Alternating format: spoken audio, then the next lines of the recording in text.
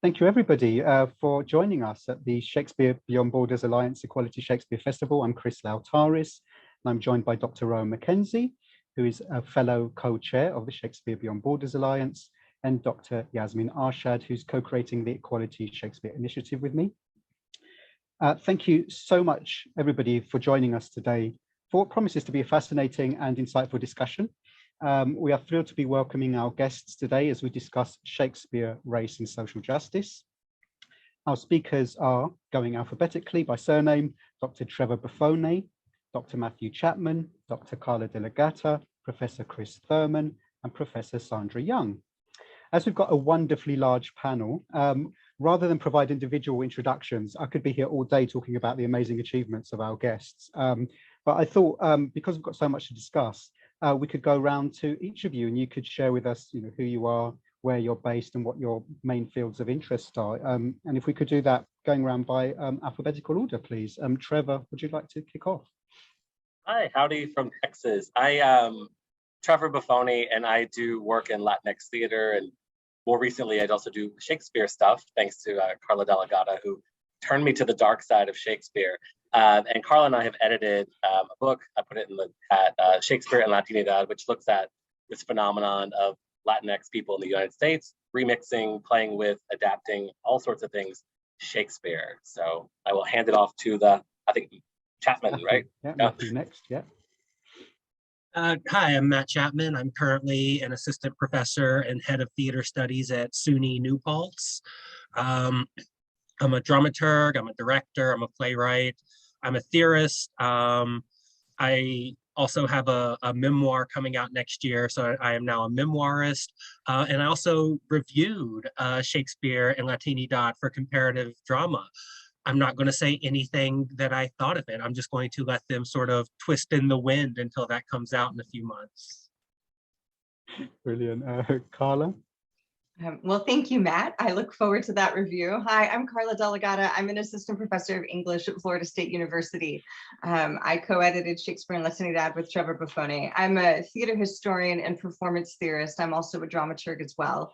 And my work really centers on how we attend to theater and understanding orality and ethnicity. So my book is forthcoming on Latinx Shakespeare's, on Latinx themed Shakespeare productions.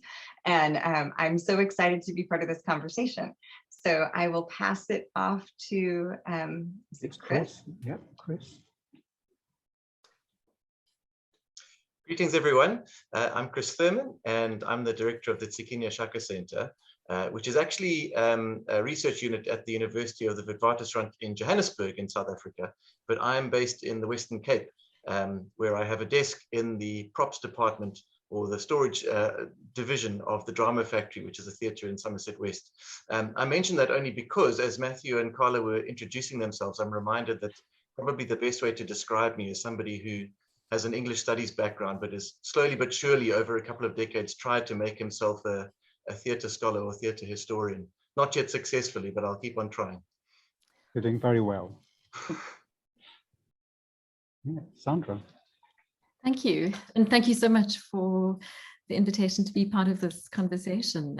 I'm a professor of English Literary Studies at the University of Cape Town. And my work in various forms tries to pursue questions of social justice. I look at both imaginative works, the theatre, and as well as fiction, but also historical texts. So some of the work that I've done has looked at the racialization of the global South in early modernity, and I had looked at geographies, maps, natural histories, and so on. But I've tried to bring to scholarly attention the category of the global South as a quite varied space in which, even for contemporary adaptations of Shakespeare, things come to light that actually that in a way are able to bring questions of justice and struggle, the aftermath of political violence and so on, to attention today in imaginative ways. And so my most recent work on Shakespeare in the Global South has sought to do that. And I also work on cultures of memory, contemporary works, theatre practice, and so on, life writing in the context of also in the aftermath of political struggle. And so that's a much more contemporary aspect of the work that I do. Thank you. Brilliant. Thank you so much. Yeah, and I'll hand over to Yasmin. Thanks, everyone. Yeah, looking forward to this discussion. Yasmin, take it away. Yeah, Matthieu, the first question I wanted to ask is to you. I wanted to ask, your book on anti-Black racism introduced a paradigm shift from the traditional binary of white, non-white in looking at otherness in the period to Black, non-Black in the context of racial antagonism. I wondered, what does this new paradigm enable scholars to understand more clearly or deeply? So thank you for the question. So to sort of address this, what we need to do is look at the way in which human societies become constructed and what does it actually mean to be human. So often when the humanities, and this is all disciplines in the humanities, attempt to discuss the world, attempt to discuss raciality, attempt to discuss culture, society, any of these sort of, ways in which we group people, we begin with what we call a humanist assumptive logic, where we assume that the human is in some way a divine being that exists, that we all exist equally as subjects. And when we have a sort of white, non-white binary, and we start talking about white supremacy, that's really right. When we talk about a white, non-white binary, that's what we're talking about. White supremacy, and everyone who is non-white exists equally in relation to the oppression of white beings.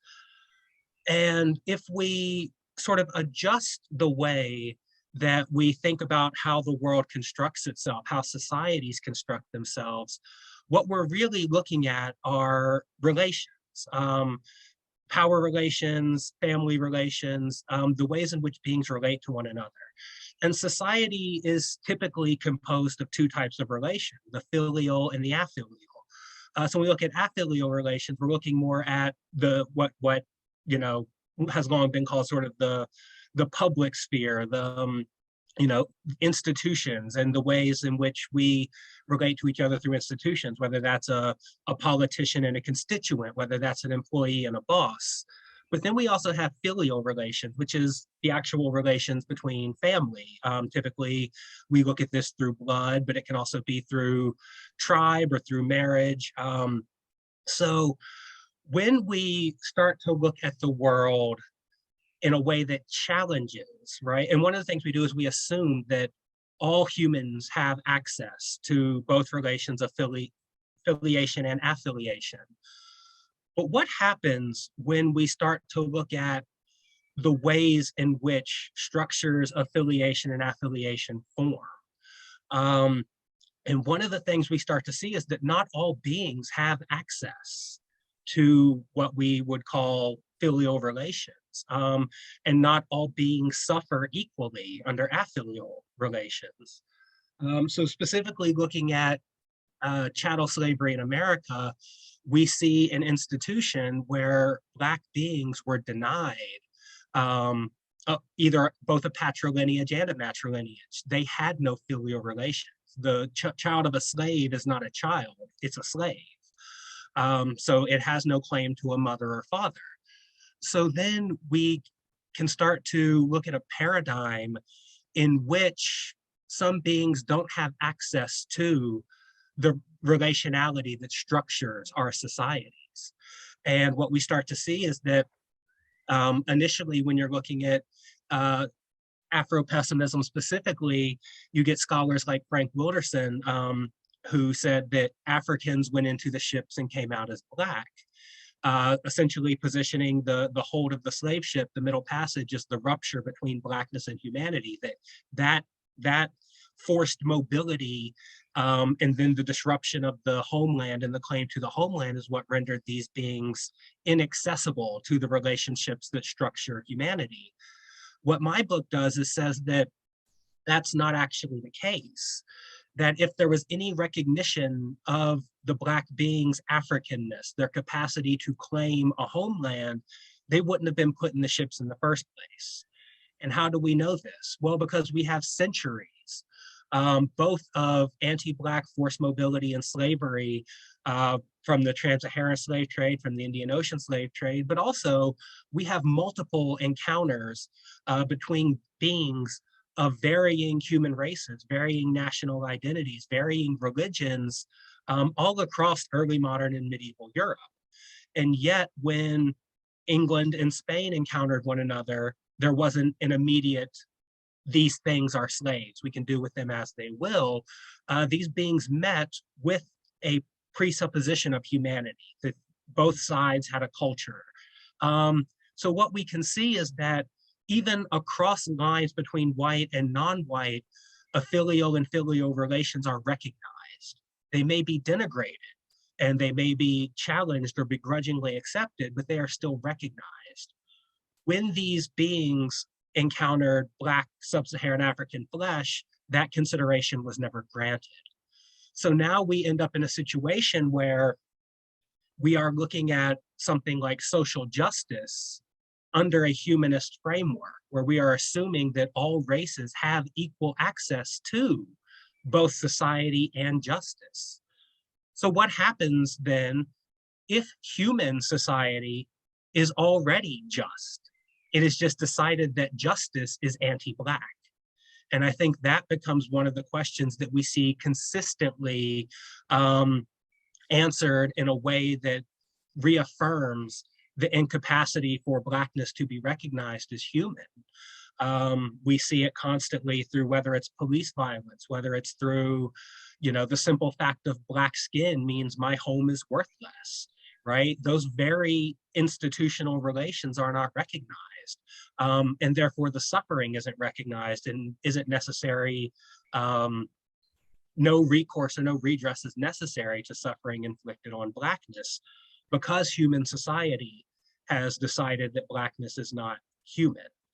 So if we are shifting and we're looking at not only, right, and this is not to say that white supremacy does not exist, it absolutely does. But one of the things that we elide when discussing white supremacy is that not everyone suffers equally under it. And some forms of suffering are absolutely incompatible with human understanding. So Black pain in society gets dismissed. It's not recognized, it's impossible to empathize with. So it's not about saying white supremacy doesn't exist. It's about saying, while non-white beings suffer under white supremacy, how do non-white beings who are also non-Black benefit from anti-Blackness? And I think that there are a lot of benefits that we see, because one of the things we see is that the limits of what is and is not acceptable violence is often very much attuned to what is and is not acceptable to do to Black flesh. So that's really what altering sort of the ways we look at it is about. It's not necessarily about altering, it's about recognizing that the two function at different levels of abstraction. When we're talking about white supremacy, when we're talking about a white, non-white divide, what we are talking about is a construction of identity. And when we are discussing identity politics are built on a humanist assumptive logic. We assume the human is divine. So when you talk about feminism, right, there are two sides, those who think women should have rights and those who don't. But at its base, they both recognize the humanity of the other side. Even if they don't respect it, they recognize it, right? The fact that there is a political discussion, there is a debate, there are votes held on what rights women can have, even if it doesn't go their way, and it's absolutely horrible, there's still a recognition of a discussion to be had. Same thing when you're looking at Marxism and you're looking at the worker and the owner of the means of production, right? There's negotiation to be had. There's a conflict that can be resolved because they're both recognizing the humanity of the other. However, when we switch over to looking at what would it take, right? What is lost for Blackness, for Black beings? What would need to be recouped? There is no land we can point back to, because the Africa they were taken from is not the Africa that exists. It's been irreconcilably changed by slavery. There is no, how do you restore filial relations that were rendered absent for centuries, right? There are things that cannot be imagined or replaced. So now we have to question, what does it mean to be human under this paradigm? There's not a conflict here that can be elided. So we get to a place where social justice for Black people would actually have to come from a dismantling of society as we know it, because the filial and affilial relations that structure society are at their first impetus, their absolute libidinal state, already anti-Black. Thanks so much, Matthew. That's such an important paradigm for all of us to understand as we look at race. I mean, this is the core of the social justice and race issue, really. So I'll pass the next question on to Chris. Thank you so much. Yeah, I found that really, really enlightening. And also this idea of there not being any land to go back to as that land was. And that sort of, in a way, it leads me to the question I had for Chris and Carla. Carla and Trevor, you talk about in your book, Shakespeare and Latinidad, the fact that Latinx peoples in the United States remain in a marginalized position. And again, there's partly a sense of that kind of dislocation from land in relation to that too. And I did want to ask you, do you think Shakespeare can help us address and redress that marginalization? And if so, why Shakespeare? Why Shakespeare specifically, as opposed to some other author? Thank you. And, we thought, Carla and I thought it'd be productive, given how international this group is, to start with the definition of, what does Latino mean? Who are Latinx peoples? And so when we talk about Latinx, Latino, Latina, we're talking about people of Latin American descent in the United States, right? And also looking at that in a very nuanced way. So it's not just immigration or people who have immigrated, right? If we look at colonization and the conquest, a large chunk of the US today was, Mexico, right, at one point. Also looking at territories and places like Puerto Rico, right, which are part of the United States. And so it's a transnational conversation between what we think of as like the mainland US and then other parts of the Americas. And, from that time, from the conquest, Spanish language theater has been arguably more robust than English language theater in this present land. And we can really trace that trajectory in looking at adaptation and translation of all sorts of theater, a lot of religious type. We're going to teach you about the church theater.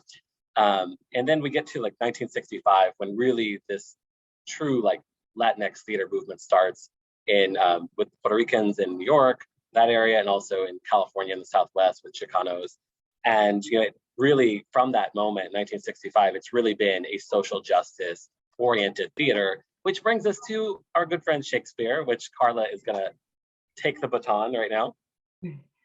So when we talk about contemporary Latinx theater, we start in 1965 or 1967 with El Teatro Campesino and Chicanos and the Delano Grape Strike. And social justice as a component for equality. And many people, when we talk about the farm worker strike and the arts movement that came from it, don't know that many of the farm workers were actually also Filipino, which in the United States are classified as Asian. And part of the reason that there was a lot of gestural theater was that not everybody spoke the same language. So many Latinx people come from a Spanish language heritage, but there are a number of other languages that are included. So where in this project with Latinx themed Shakespeare productions or Latinx authored Shakespearean adaptations and appropriations, one of the things that it signals is an expansion of adaptation. So Latinx playwrights are not just adapting indigenous myth, which was kind of more historical, which people still do, but there's an expansion of the Latinx theater canon to playwrights adapting and appropriating the Greeks, to Moliere, to Strindberg, everyone else. What Shakespeare really permits is what I've called cross-temporal code switching, the mixing of Elizabethan and Jacobean English with modern day Spanish and other languages, indigenous languages, and so forth, which creates a different type of poetry. And one of the things that I address in my book is I begin with that there are no Latinx characters in Shakespeare, not one. The only references to Mexico are 3 references in The Merchant of Venice, and the concept of the Latino was not an ethnic category at the time that Shakespeare was writing. So it dramaturgically, it creates a place, a space, an idea for how do we integrate a culture into a canon of dramatic literature that was conceived of before the ethnic category that we're talking about today. And when I say ethnicity, in the United States, we have racial categories and ethnic categories. So Hispanic/Latino is considered an ethnic category. So I am ethnically Latina, even though I am racially white. And so that's just a difference in language. So as we continue to talk about that, that's kind of the vocabulary that I'm using. But I think that Shakespeare provides just as much as any platform of any other Western white canonized literature, but the poetry and the language play comes with typically in Latinx Shakespeare's a great deal of creativity of mixing languages together, which is kind of a wonderful type of bilingual or semi-bilingual theater. Yeah, that's so fascinating, is because there's kind of 2 things going on, isn't there? There's the canonicity of Shakespeare, but there's also that wonderful cultural mix. So all of those different ethnic sources, if you like, in terms of theatrical influence coming in and actually changing what Latinx theatre is or what it does, and evolving in that way. So yeah, I think that's really fascinating, and we really appreciate you giving us those definitions as well, because that helps us understand the cultures to which you are referring. Thank you. I'll pass on to Rowan for the next question. Yeah, thanks for that. And I think that's absolutely, and I think that when you're talking, Trevor and Carla, in terms of that kind of almost symbiosis between Shakespeare and the Latino experience, and actually that kind of bilingual or sort of semi-bilingual work that's going on, absolutely needs to take place and needs to be talked about in forums such as this. So thank you very much. And it did put me in mind, Chris, in terms of your work, in terms of, I know a lot of your work in South Africa is related to that kind of translation work and the bilingual side of things. So I'm going to talk to Chris and Sandy, although Sandra, I do call you Sandy because I've always called you Sandy from the first time I met you. So obviously you organised and co-hosted the Shakespeare and Social Justice Conference in Cape Town back in 2019, pre-COVID times when we were all allowed to travel, thank goodness, which brought together academics from around the world to discuss some of those really, pertinent issues in terms of social justice. So I guess I'd just like both of you to speak a little bit around, what your aspirations were with that event and how that legacy's developed and sort of, worked through the pandemic time that we've had as well and going forward.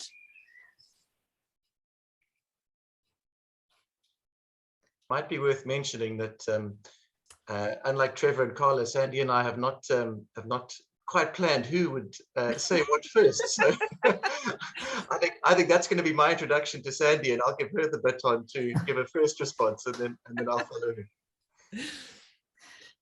Well, thank you so much for the question. I mean, it was, I suppose our vision for the conference was that we wanted to invite some of the many scholars around the world in contexts that are quite specific, varied, but nonetheless coming to Shakespeare studies with a real concern for the way in which in all these very, what goes under the banner of global Shakespeare, but we wanted to think critically about that category, global Shakespeare, for the way in which it's been, in a sense, appropriative and often turned attention back to, the iconic figure at the heart of it all, instead of giving due attention to the innovations and the challenging work that contemporary theatre makers and scholars have been bringing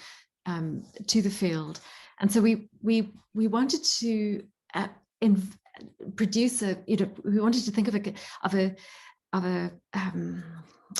topic, a set of topics that would really attract people who were quite serious about some of these issues without being too constrained by a sense of regionalism. And in a sense, too often global Shakespeare has ended up sort of splintering into these, colorful variants of the iconic figure at the heart. So, where we located Shakespeare in Africa, or African Shakespeares, or say Indian Shakespeares, we wanted to think to create an opportunity to tease out some of the solidarities and connections, and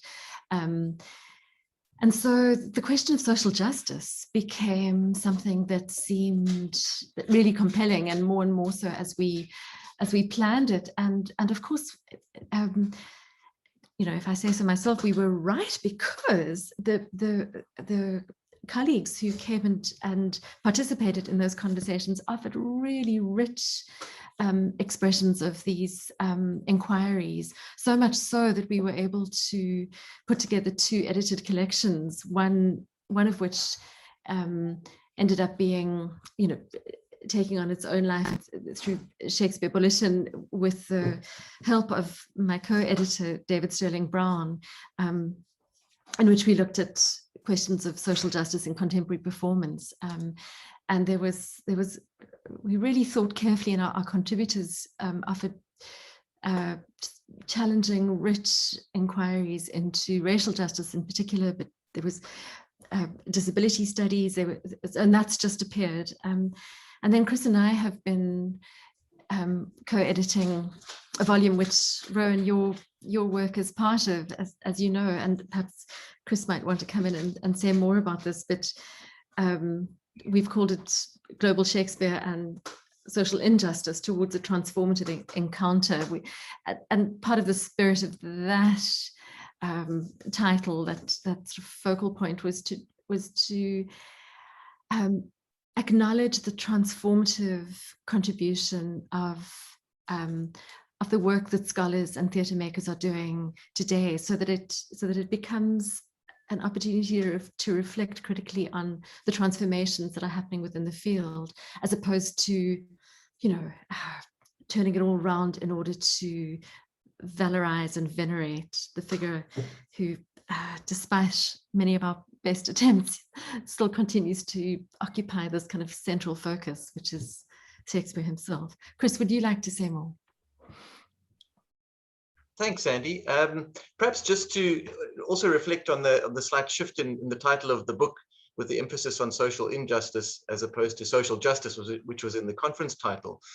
I don't think we could claim for it the same kind of conceptual work that Matthieu's, challenging inversion of white non-white into black non-black does. Obviously, that's a much more kind of substantial and rigorous conceptual challenge. But I do think it's quite useful to trouble our sense of or our use of the phrase social justice, particularly as it pertains to Shakespeare. Although one must also admit to a certain level of opportunism there, because when Sandy and I first conceived of the conference in 2018, there was only one publication at that stage, I think, that was forthcoming that had Shakespeare and social justice in the title. That was Wendy Beth Hyman and Hilary Eklund's Teaching Social Justice Through Shakespeare. And subsequently, over the next 2 or 3 years, as I think our field has become much more closely attuned to considerations of social justice as they pertain to race, or to questions of sex and gender, or geography, nationality, material inequality, and so on. That's perhaps become a much more kind of current phrase, almost perhaps a framing that we take for granted. So it's quite useful to think of ways that we can trouble that. And perhaps one other thing to add is that we were very conscious of the conference's physical location, situation, not just in South Africa, in Cape Town, in a city with a history of profound racist segregation, which of course goes back to 4 centuries of a slightly different slave trade to the one that Matthieu was describing in a transatlantic context. Even beyond that, back 600 years or so. And Cape Town, today, as with all other South African cities, remains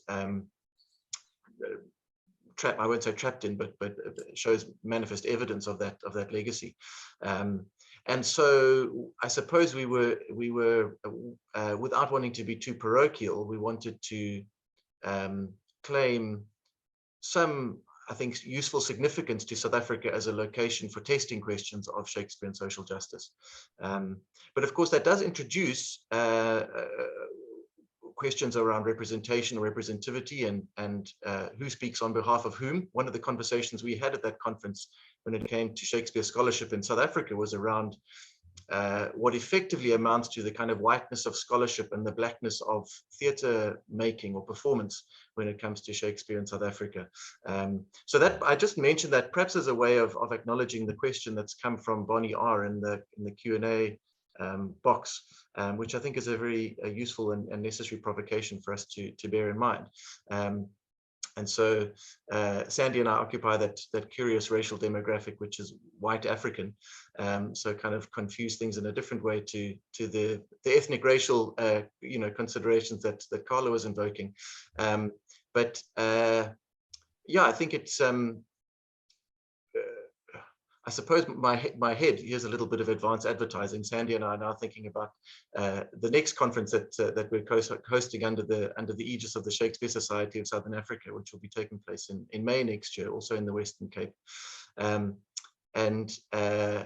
suppose it challenges us again to think about the relationship between what we could think of as national or regional specificity and kind of points of global interest. So particularly when it comes to questions of, especially I think, race and social justice, we have the difficult slippage between a kind of global discourse around race and the ways in which that is manifested, because the material impacts of race are manifested so differently in different national contexts. So I suppose that's another trajectory or strand that kind of stretches from the conference into our present moment.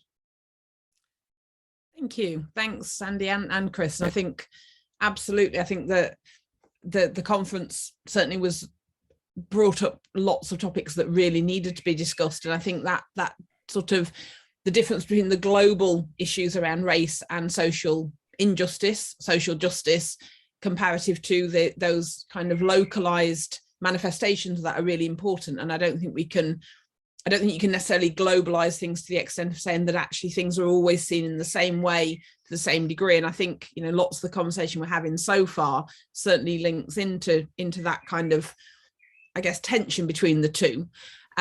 So I'm going to pass back to Yasmin now to lead on to the next question. I think it was that my next? I think it was me asking. Oh, sorry, I got so enthusiastic, Chris. I clearly can't actually read. No, that's absolutely fine. And I like this idea of troubling the terminology we use and really sort of breaking it apart and trying to understand it. And if you want work that troubles our critical mainstay and the terminologies we use, Matthew's got some amazing work in this arena, really getting us to think again about the kind of terminology we use and the kinds of approaches we use to talk about racial issues and context. And you've got a wonderful article, Matthew, from 2022 for Theatre History Studies Journal entitled Red, White and Black. And you draw heavily on the concept of Afro-Pessimism, which you mentioned earlier, citing the need to move beyond political economy and focus more broadly on psychic, emotional and sexual life when it comes to understanding the relationships within Shakespeare's The Tempest. And I wanted to ask you, firstly, how would you define Afro-Pessimism? What is Afro-Pessimism? And to what extent do traditional economic and political analyses exclude some of the key elements of racism which your work aims to address?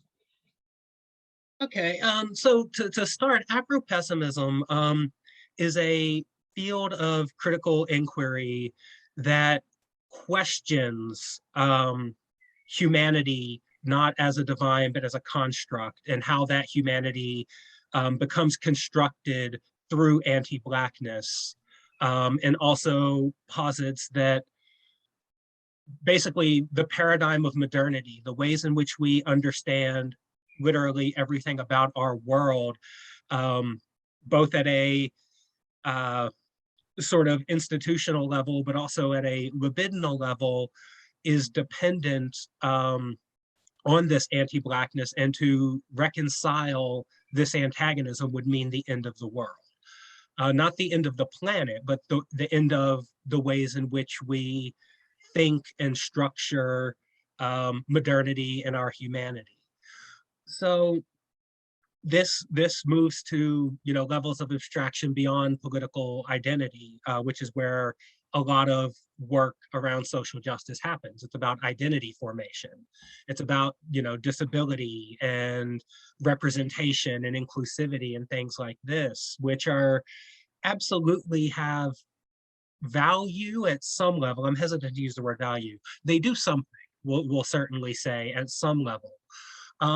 But these modes of thinking at the level of you know, conscious identification also lack the explanatory power to really discuss some of the ways in which our world functions.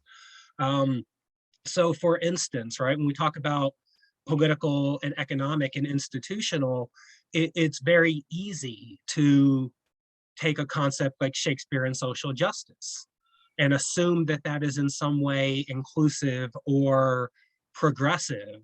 But if we look at it at the level of libidinal economy and we start questioning exchanges of desire, rarely do we ask the question, why is or why should we as practitioners, we as scholars desire to engage other non-white populations with Shakespeare? And also, why should Shakespeare be desirable to them? You know, rarely do we ask the question when we stage Othello, right? Why should playing Othello be desirable to a Black person? Why should this violence of performing a white man's anxieties about a non-white person infiltrating a society be desirable? Why should, you know, it be desirable for a Black person to play Othello? Why should it be desirable for a Black person to play Hamlet? And you can easily say, oh, these are great roles. Why? Right? Why are they great? And how can we then separate sort of the quote unquote progress of representation from the immense colonial and genocidal violence of a white culture and society that imposes Shakespeare? How is engagement any different from imposition when we're looking at centuries of colonial violence and indigenous genocide and you know, slavery? So when we start talking about the libidinal, it's about questioning sort of the impulses of, one, why we desire to do this, and two, why Shakespeare should be desirable to Black people, to indigenous people. Is there something in there that connects them at a human level? No, I don't believe that at all. I believe that there are certain power structures at play that encourage non-white populations to engage in Shakespeare. We just had an adaptation of Hamlet win the Pulitzer Prize.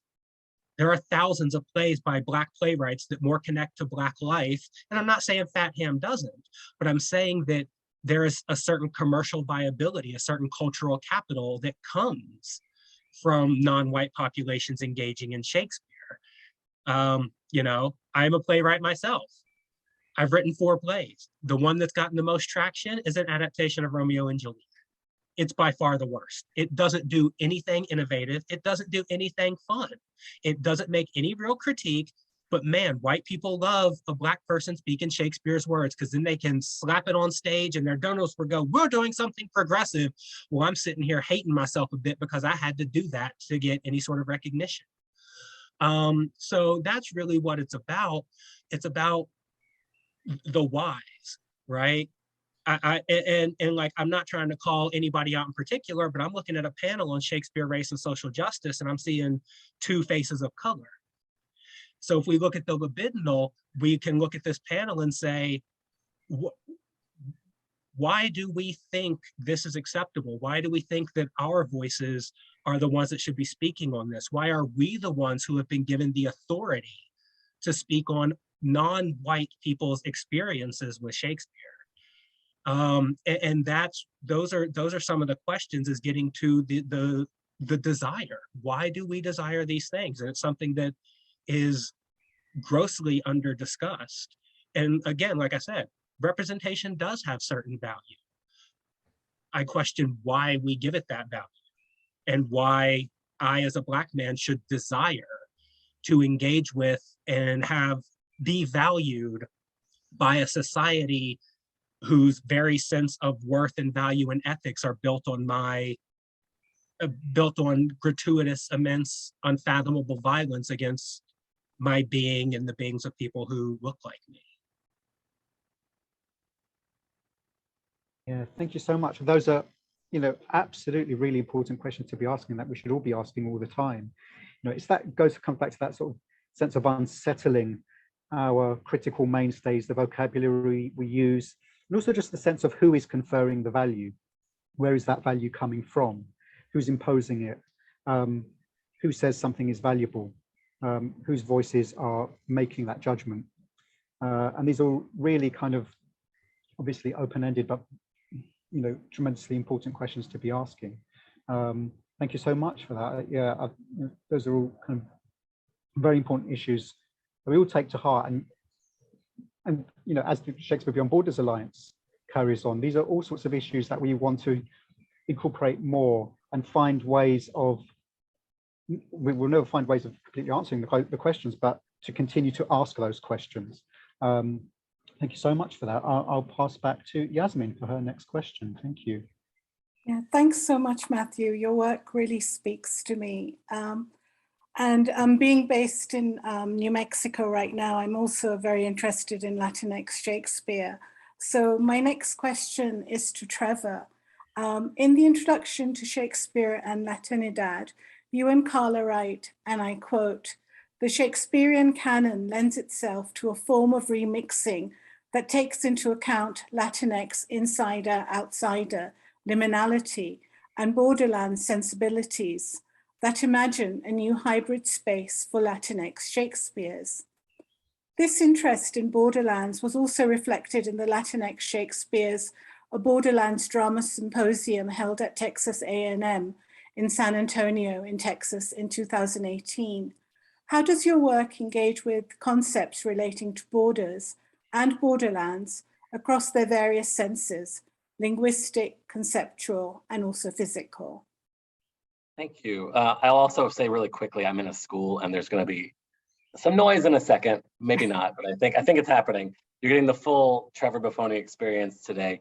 And so, right, that we had this symposium in Texas in 2018, which is where the idea for our book really germinated, and some of our contributors from the book were there, and a lot of these conversations really started to take place, or not started to take place, but became a little more organized, right? And now we're here today, showing that organization off, I suppose. But really, when we think about that quote from the book, Latinx theater has always been a liminal space, a liminal thing. And so, Latinx theater makers are inherently border crossers. And we're not simply talking about physical borderlands, borders, say, between Mexico and the United States, but we're also looking at different ways that folks in the US, or Latinx folks, are crossing like these metaphysical borders, or this idea of a border, right? So think about shifting between spaces, right? One of the main, we could talk for hours about this, but I'm sure Matt can too, but this issue of shifting between culturally relevant or culturally specific theaters, like Latinx theaters in the US, and then predominantly white institutions, right? Which is also something we do at our universities and the schools we work at, and so on and so forth. But there's also a shift that happens between codes, like linguistic, like language, right? Like Carla was saying, with indigenous languages, Spanish, English, and also, different cultural registers, right? So there are, Latinx theater is not necessarily a working class theater, right? There are middle class, the Latino Theater Company in Los Angeles is one of the most well-established and esteemed theaters in the country, Latinx theaters, and they're a firmly middle class, upper middle class theater, and that's the kind of stuff they cater to. And so our book really reflects these nuances, right?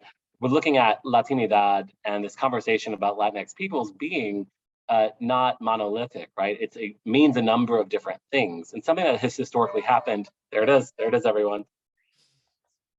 This is my little, sorry. There we go. I'm in a school, everyone. Still working, y'all. And I'm in Texas. But our book reflects this, right? So historically, Latinx theater scholarship, or really Latinx studies in general, has been very focused on Mexico and then Puerto Rico, Cuba, right? These kind of three countries dominate the conversation. And if you look at our book, we're looking at really how this phenomenon is taking place across ethnic identity markers, and also how it's taking place in many different locations. It's not just a rural thing or a city thing. It's a thing that's happening in all sorts of communities across the country. One more thing, or two more things.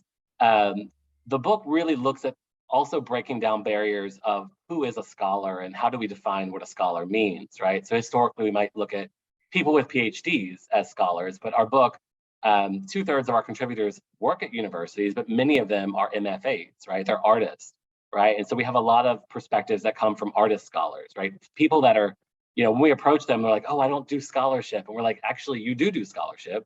And if you read the book, there's perspectives from actors, directors, community organizers. So all sorts of different conversations coming into this one big conversation about what does Latinx Shakespeare mean? And the other thing we want to point out, or I want to point out, is really this conversation about the borderlands. It's not simply something you see in the dramatic literature, but it's also something that is reflected in, you know, Latinx Shakespeare's has to be reflected in the performance context, right? So it's not just the script, but it's where it's being staged, how it's being staged, who's seeing it, where it's taking place, and the conversations that are really, you know, coming out of this, you know, Latinx Shakespeare's phenomenon. Thank you. That's really fascinating to hear about Latinx Shakespeare and how you're sort of combining all these different fields and bringing people in from across different borders in a way. That's great. I'll now pass the next question on to Rowan, sorry, for Carla. Thanks, Yasmin, and thanks, Trevor. I think, yeah, absolutely.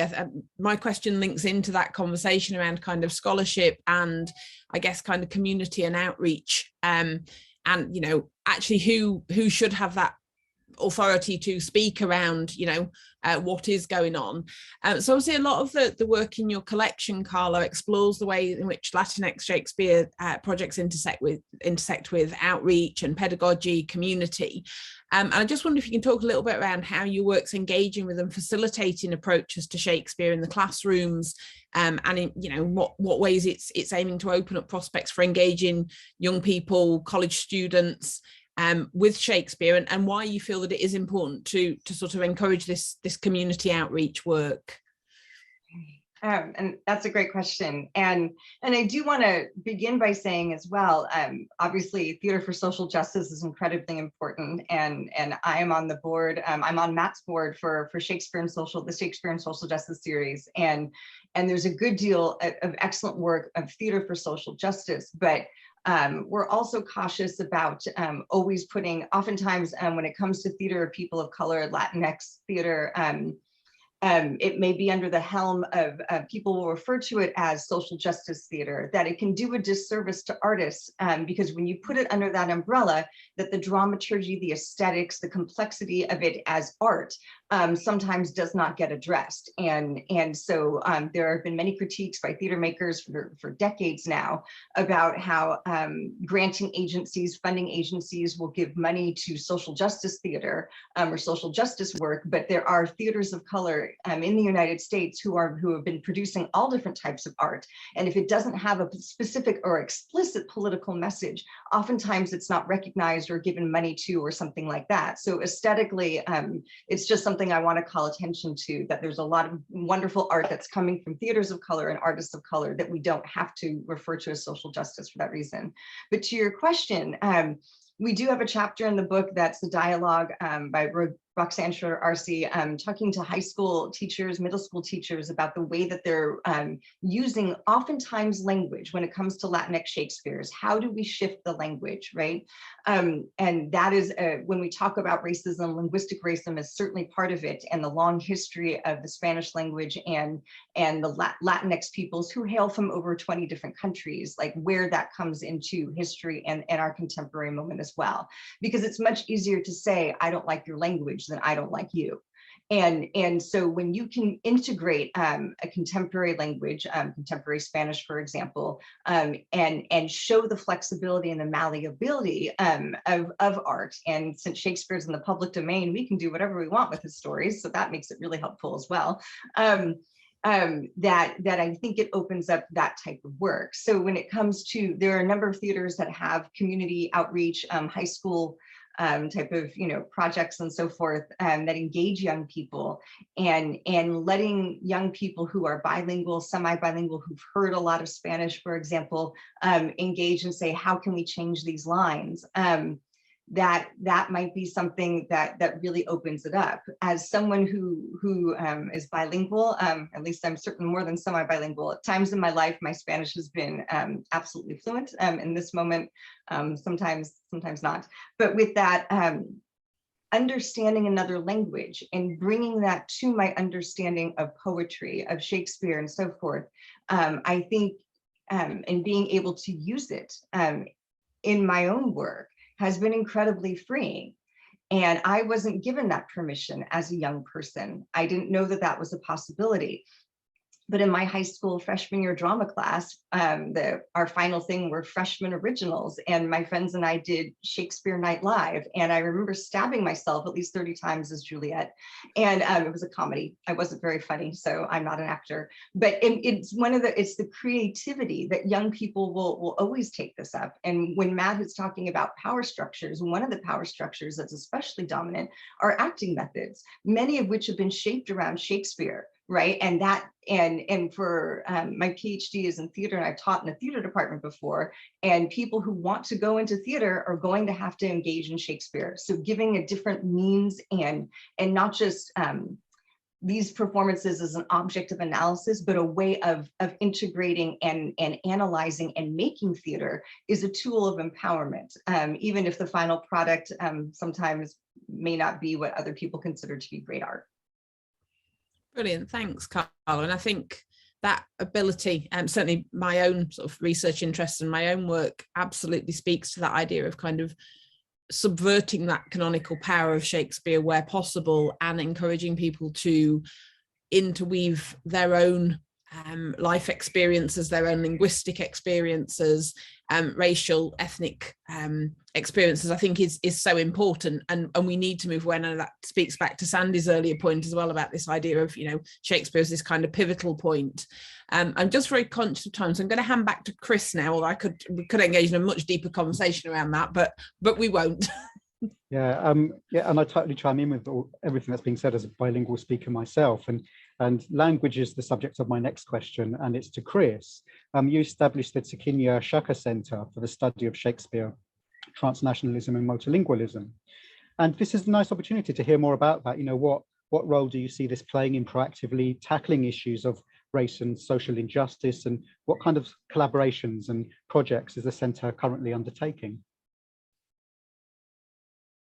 Thanks, Chris. Collaborations is the right word, because quite apart from my own limited linguistic repertoire, I think the spirit of the center is very much collaboration between scholars, creative practitioners, educators, and so on. And also, we've got transnationalism as one of our kind of key pillars, but I think I'll start answering the question in a way that returns to the question of being situated in South Africa. And doing so, I'm aware of my previous answer and how I might seem to be a little bit too parochial in how I'm presenting this material. But it occurs to me that one of the other publications that came out of our Shakespeare and Social Justice Conference in 2019 was a special volume of the journal Shakespeare in Southern Africa, which I edit, in which we sort of said, well, all the papers that were given at that conference that were about South Africa specifically, we'll put into this special issue of the journal. And there's a certain point where one risks assuming that there's a kind of incomprehensibility to the local nuances of one's context, which was, I was laughing at myself, recognizing that assumption when a couple of months later, the Arden Handbook of Shakespeare and Social Justice came out, and there are a number of contributions to that give South African case studies, a number of them by US-based scholars. And so one realizes that in fact, one should be cautious of being too kind of proudly local. Nonetheless, let me situate my answer in a South African context and pick up on what Matthieu asked earlier, which is really to say, first of all, do we want Shakespeare? And second of all, do we need Shakespeare in, for example, a predominantly Black country like South Africa? And the answer, of course, is no. We don't need Shakespeare to do the social justice work that we would like to, and Shakespeare potentially undermines lots of that. So I suppose my approach, similar to what Carla's described in terms of her students who are thinking about careers in performance as theatre makers, and the inevitability that Shakespeare is going to kind of crop up in their world. I suppose it's also from the perspective of the centre and thinking about Shakespeare in translation in South Africa, asking, is the South African education system ready to remove Shakespeare entirely from the school curriculum? It seems after many debates over the years that the answer at the moment is no. And so from my point of view, until such time as Shakespeare is not a curricular presence in South Africa, it's really important that South African learners at high school level do not encounter Shakespeare as something which emphasizes their perceived ineptitude in English, but instead recognizes their ability as really sophisticated multilingual citizens. And so Shakespeare has to be, I think, something that can be accessed in at least one other, but ideally multiple South African languages. And something really interesting happens in that process, which is that Shakespeare becomes a kind of equalizing force in what might otherwise be an unequal classroom. So if we're thinking about race in a South African classroom, and we're thinking translanguaging, movement between and across languages as part of the kind of idiolect of any one speaker, Black South Africans are far more adept at moving between languages, registers, situational context, and so on, than white South Africans are. So in a classroom where you would have white learners and learners of color, and the white learners would effectively be English monolinguals, perhaps bilingual. They're not as well prepared for the work of translation, which is in fact required by all people who encounter Shakespeare, right? All of us are translating Shakespeare inevitably at the moment we encounter early modern English. And so if we take that as a working principle, and there's an opportunity there to in fact validate the linguistic repertoire of South African learners. So that's kind of one thought that one might have when it comes to translation and multilingualism in a South African context. The other, of course, is to say that although, again, we need to sort of state as a principle, we don't need Shakespeare in South Africa. Part of the reason that we're stuck with him is that the ways in which Shakespeare has been, one might say, an inspiration, maybe from a more utilitarian perspective, one would say simply Shakespeare has been useful to many Black intellectuals, scholars and political activists in South Africa over the last century or two. We go back to a figure like Sol Plaatje, who of course produced the neologism Tsikinya-Chaka, after which our center is named. So he's a figure of some interest to me. Plaatje was one of the founder members of the ANC, a really kind of important figure in our political history. Also was really interested in the promotion of Setswana as a South African language, and so translated Shakespeare into Setswana as part of that linguistic activism. But of course, his project is compromised by his sort of enthusiasm for British imperialism at the same time. So in a way, to understand the intellectual legacy of a century of this kind of friction, we almost have to think about the way that Shakespeare has manifested either as an English presence, as a British colonial presence, as an English linguistic presence, or in some cases, as a multilingual phenomenon, which becomes a form of resistance to linguistic imperialism. And of course, that is true across the African continent. You know, I was thinking earlier when Matthieu was talking about the impact of slavery and kind of hollowing out Africa, we might say. There's a kind of contestation, I think, amongst people in different African countries when we think about African history over 200 or 300 or 400 years around the difference between that as a felt loss and the ultimately longer lasting and more material impact of settler colonialism. And of course, settler colonialism and slavery go kind of hand in hand. But for people across the African continent, one of the consequences of particularly the kind of widespread incursions of 19th century colonialism and into the 20th century was the hollowing out of African languages as languages of learning and teaching, of cultural production, of legislation and authority, in the wake of particularly British and French colonialism. So again, the relationship between Shakespeare and figures like Julius Nyerere in Tanzania, whose kind of project of Ujamaa also went very closely linked with his promotion of Kiswahili as a language, and his translation of Shakespeare into Kiswahili. That's perhaps not the best example to choose, but I'll leave it there in the interest of time, and simply say that that is partly the kind of purview of the center, is to think about a South African location, the problematic relationship between South Africa and the rest of the African continent, which is a whole other conversation. And then from there to think about transnational connections and the ways in which, for example, as Carla and Trevor have discussed it, in the US or what has been called the Americas more broadly, relationship between languages like English and Spanish, and the ways in which language continues to function as a kind of proxy for race, as it does more explicitly in a South African or African context, but does in many other parts of the world. Thank you so much. I mean, I'm just looking at the clock, and oh gosh, we could talk all day. I would love this to have been a much longer session. And also, before we wrap up, I do think it's also important to acknowledge Bonnie R's question, because she asks in the chat, why are there only 2 panelists who are not white identified on this panel about race? In actual fact, we did invite more scholars of color, and they couldn't make it. So this would have been, the idea was this was going to be an even bigger panel, lasting longer. But because we ran out of time to do all the preparation, and the 2 people we invited couldn't make it, then we stuck to the 1-hour panel. But partly the idea of this panel is to hear different voices from different nationalities, fitting in with our Shakespeare Beyond Borders remit. We'd like to bring more voices together, and there will be more discussions, you know, and we'll be, I'm sure, inviting all of you back again to carry on this discussion. There's so much more to say. We had so many more questions to ask. This is an incredibly important discussion, and we all feel really passionate about this subject naturally, and we want to do much more in relation to this. So do look out for this. We've got more events coming up.